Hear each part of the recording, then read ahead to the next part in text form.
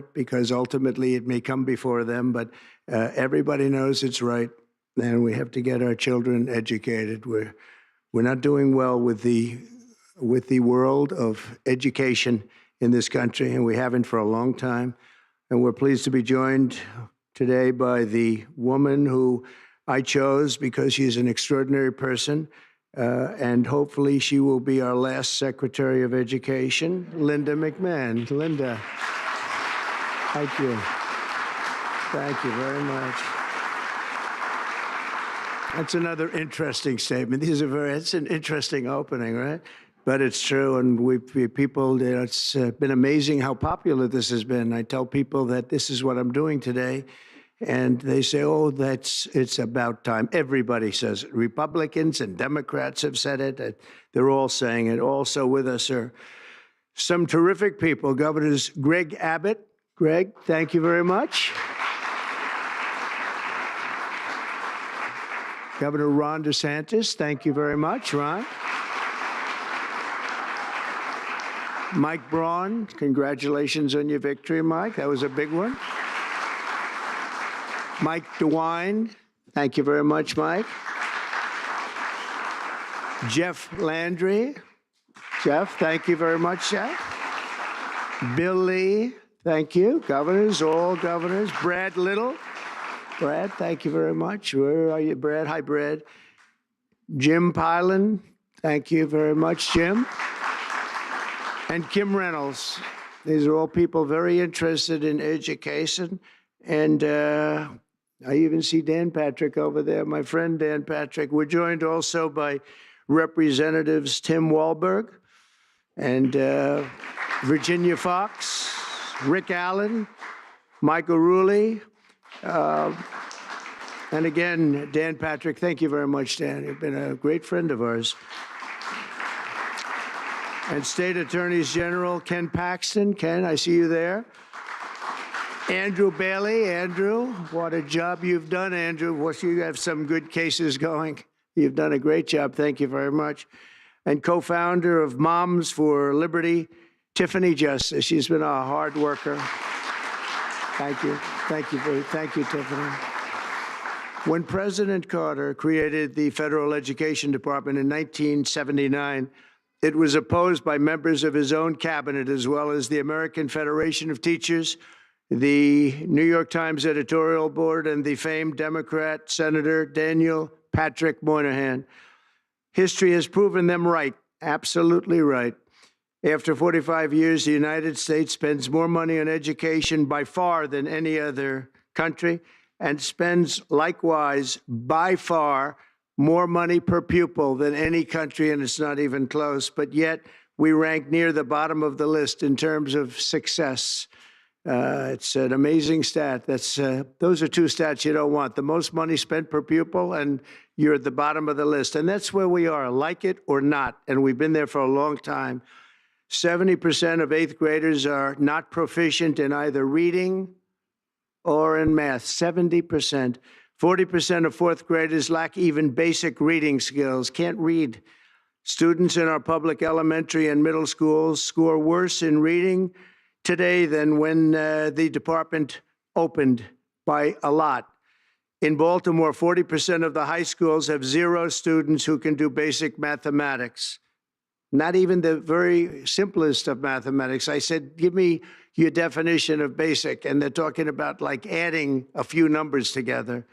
Despite these breathtaking failures, the department's discretionary budget has exploded by 600% in a very short period of time, and it employs bureaucrats in buildings all over Washington, D.C. And as a former real estate person, I will tell you, I ride through the streets of Washington and it says Department of Education, Department of Education. I said, how do you fill those buildings? It's crazy what's happened over the years.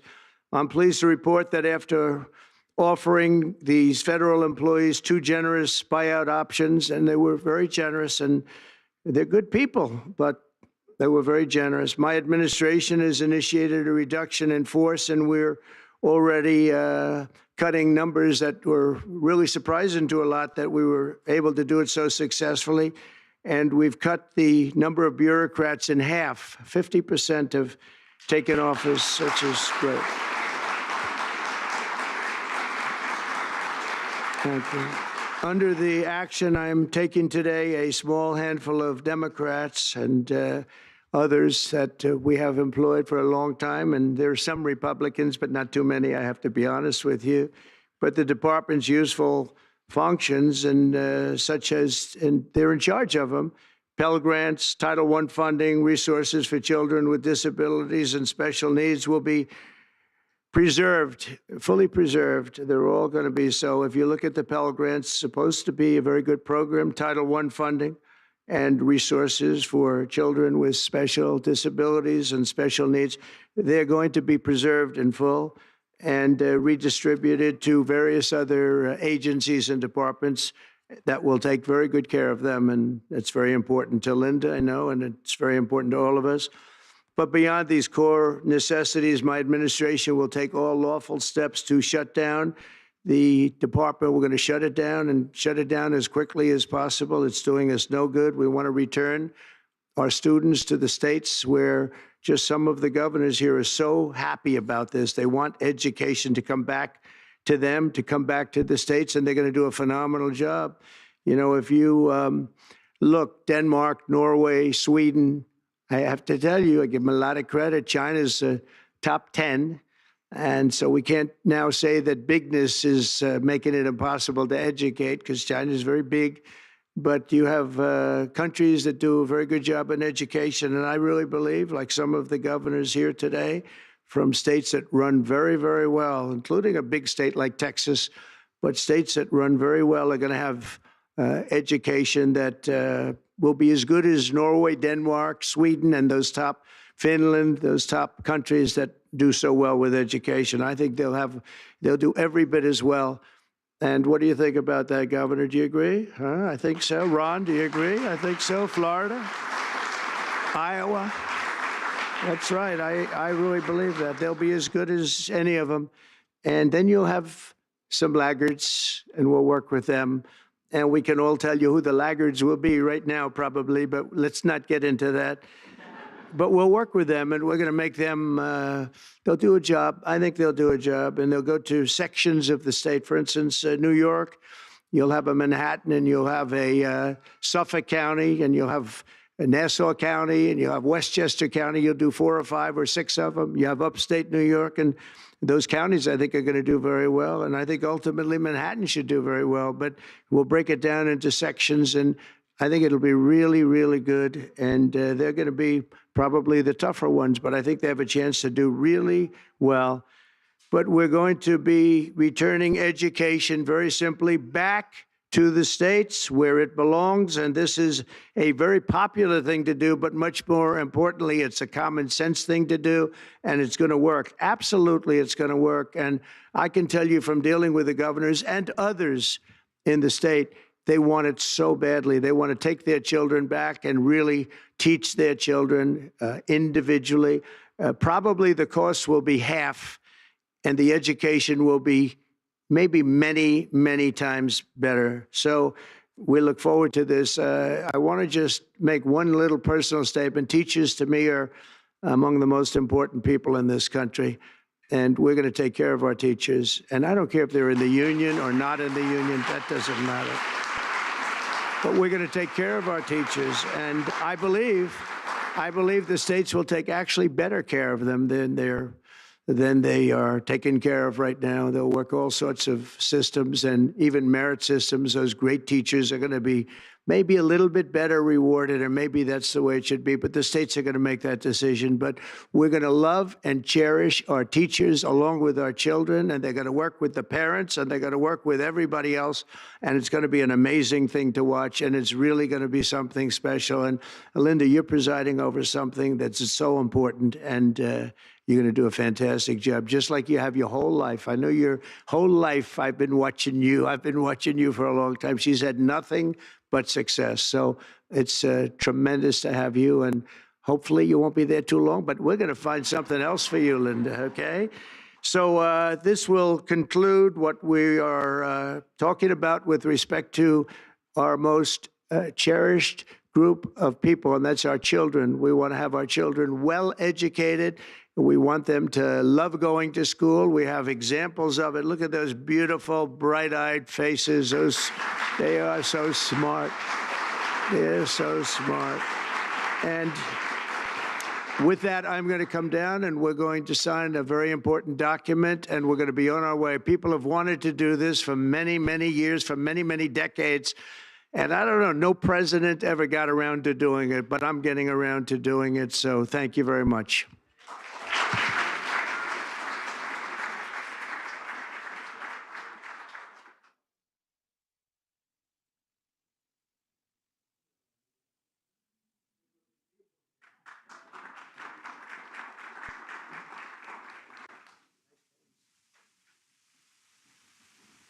Should I do this? Should I do it? Yeah? Okay. I think so. We have pens for you too, special pens.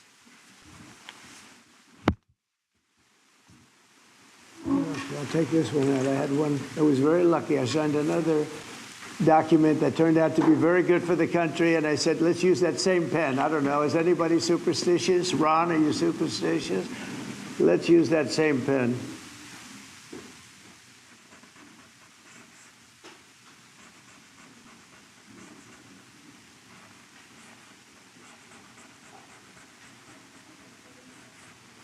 Okay.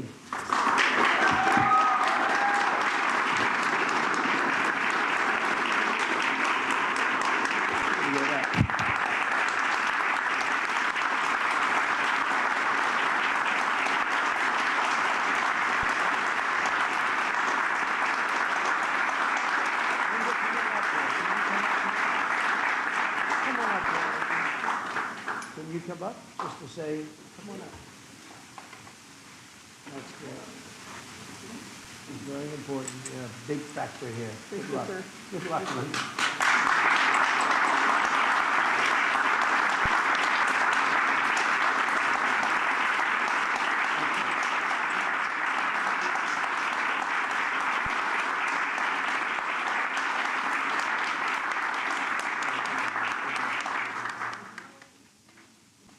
Thank you, everybody, very much. Good luck. Thank you.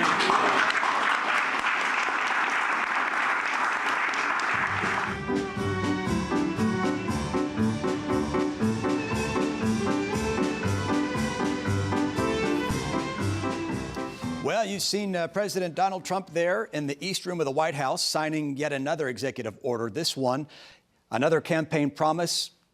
Check. That's what he did with this one. You'll remember that he campaigned on the dismantling of the Department of Education. That's what he's doing. He calls it historic action, 45 years in the making. He says everybody knows it's right. He knows, obviously, that this will probably come to a vote in Congress to make it officially happen. He says that Democrats, he says, may have to vote on it, which they will, and we'll see what happens there. He also talked about the fact that it was established back in 1979 by then President Carter, in large part to appease the largest teachers union in the country at the time. But he, Donald Trump, says that there were members of his own cabinet who disagreed with him at the time. So 70% of eighth graders are not proficient in either reading or math. That, according to the president. We have a long-standing segment here on the news on Merit TV called A Failing Grade. What would you think about the current education system? Is it broken? Many of you feel it is. How do you fix that? We're going to talk about all those things tonight right here on the news on Merit TV. But for now, we want to get you back to the episode of Jail. And this episode is called Bad Coffee. And it's where a couple is brought in for possession of a stolen vehicle and a woman in custody swoons over a male officer. How's that for a tease? We're back with more tonight for the news on Merit TV. Bath and Shower. We can make your ordinary bath and shower extraordinary. This is not a cookie cutter design. This is a complete custom build that will fit your every need, and discounts for seniors and military. Insurify. At Insurify,